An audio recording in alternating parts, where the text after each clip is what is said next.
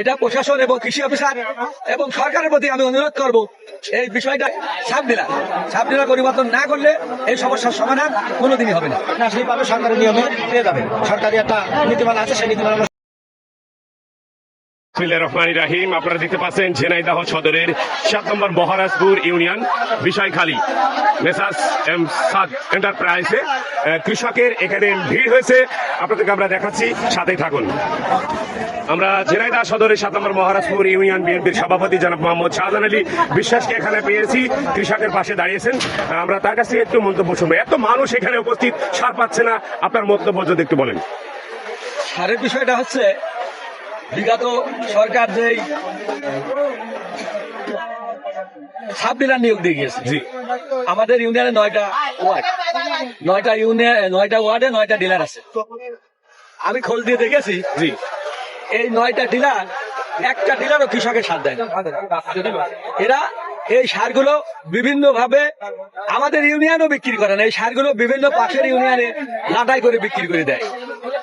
এটা প্রশাসন এবং কৃষি অফিসার এবং সরকারের প্রতি আমি অনুরোধ করব, এই বিষয়টা নিয়ে নজর দিতে।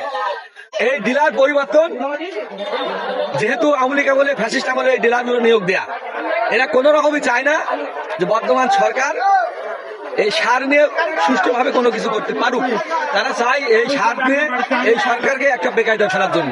যার কারণে আমি কৃষি অফিসার এবং প্রশাসন সহ দেশের কৃষিমন্ত্রী সহ আমি সবাইকে দৃষ্টি আকর্ষণ করছি, এই ডিলারগুলো পরিবর্তন করতে হবে। এই ডিলার পরিবর্তন না করলে, বিশেষ করে সাব ডিলার পরিবর্তন না করলে এই সমস্যার সমাধান কোনোদিনই হবে না। সবাইকে ধন্যবাদ। আসসালামু আলাইকুম। আপনারা এখানে কি নিয়মে সার দিচ্ছেন? এত মানুষ উপস্থিত হয়েছেন, 1 বস্তা 2 বস্তা সারের জন্য এখানে বিভ্রান্ত হচ্ছে, আমরা শুনতে পারিছি। আসলে কেন বিভ্রান্ত হচ্ছে যদি একটু বলেন। আমাদের এখানে বিভ্রান্ত হওয়ার কিছুই নেই। মানুষ এক ইউনিয়ন থেকে এসে আর এক ইউনিয়নের সার নিয়ে যাচ্ছে বিধায় আমরা এখানে এনআইডি কার্ডের সিস্টেম করে যার যতটুকু প্রয়োজন তার ততটুকু দেওয়া হবে, কিন্তু পর্যায়ক্রমে। আমার যেহেতু সরকার একটা সার দেয় নির্দিষ্ট পরিমাণ, সেই নির্দিষ্ট পরিমাণ সার আমি একবার উঠাতে পারি না, একবার উঠায় যায়ও না।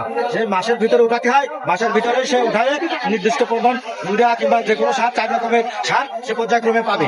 এখানে আসলেই পাবে, সরকারি নিয়মে পেয়ে যাবে। সরকারি একটা নীতিমালা আছে, সেই নীতিমালা অনুসারে 1 বস্তা 2 বস্তা এবং যার বেশি লাগবে, এখানে ব্লক সুপারভাইজার আছে, সে ব্লক সুপারভাইজার অনুমতি ফালি সে বেশি সার পাবে। ধন্যবাদ। আমি আরেকটি জানতে চাচ্ছি যে যার 10 বিঘে ভুঁই, যার 5 বিঘে ভুঁই, যার 1 বিঘে ভুঁই, তাদেরকে আপনি কিভাবে দেখছেন? এটা আমাদের উপসহকারী আছে, উপসহকারী প্রত্যন্ত অঞ্চলে জানে যে তার কতটুকু জায়গা জমি আছে, চাষাবাদ আছে, সে স্লিপ করে দিয়ে এবং ডিফারেন্স অনুসারে সারটা দেওয়া আছে। এখানে দাঁড়ায় আছেন কেন? সার করে দাঁড়িয়ে আছি। আচ্ছা, 10 বিঘা জমি সার আপনার হ্যাঁ। এখন কি অবস্থা বলেন? 100 সারও আমি নিতে আসেন এখানে পর্যন্ত, যে আজকে আইছি এখন নিলব আর দেবো। সার যদি না পাইছে কি করবে? এইভাবে তো দেশ না, কিছু খাবে সার, কিছু তো বইটি দিয়ে চাষ কর।